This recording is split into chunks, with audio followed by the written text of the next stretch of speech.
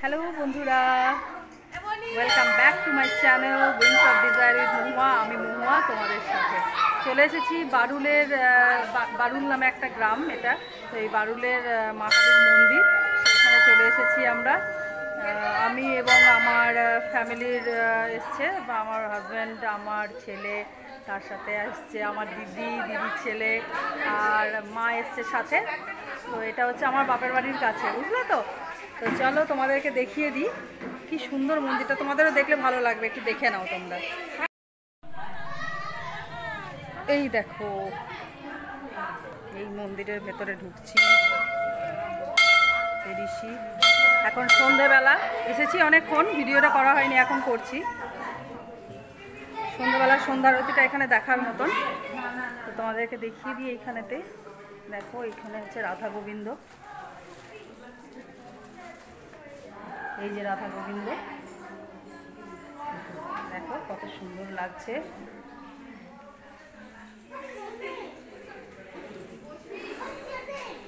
এবার এই যে দক্ষিণেশ্বরের আদলে তৈরি এই মন্দির, মায়ের মূর্তিও মা ভবতারিণী যেরকম দেখতে, সেই ভবতারিণীর মূর্তির আদলেই তৈরি।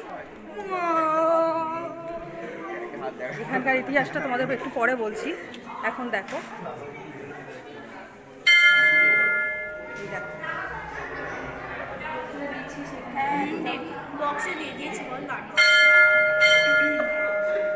একটু পরে সন্ধ্যা আরতি হবে।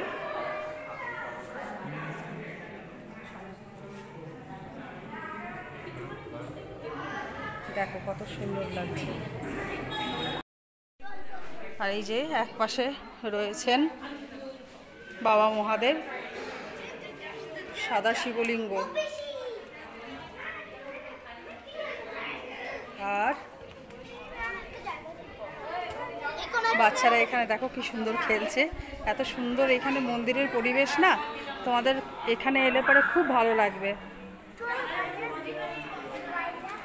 এই দেখো আর এক পাশে রয়েছে বাবা মহাদেব, এখানেও বাবা মহাদেব রয়েছে, এখানে কালো শিবলিঙ্গ।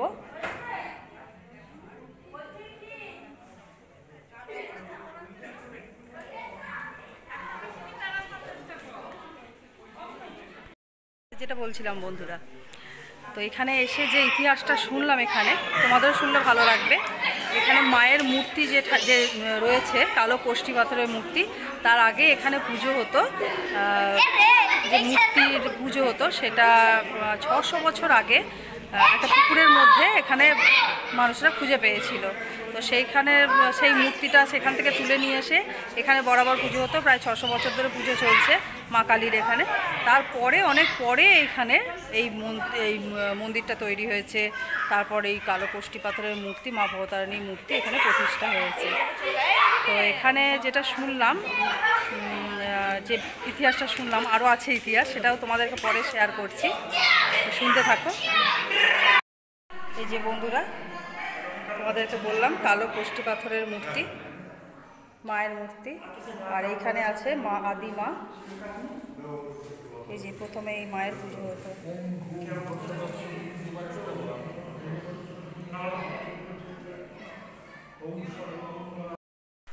এই যে দেখো, আরো সুন্দরভাবে দেখিয়ে দিই তোমাদের মায়ের মূর্তি, দেখো কত ভালো লাগছে না।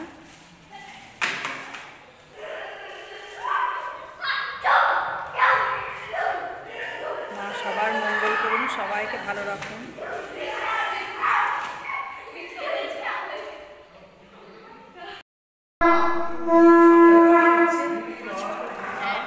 এবার মায়ের আরতি শুরু হবে। পুরোহিত মশাই চলে এসেছেন।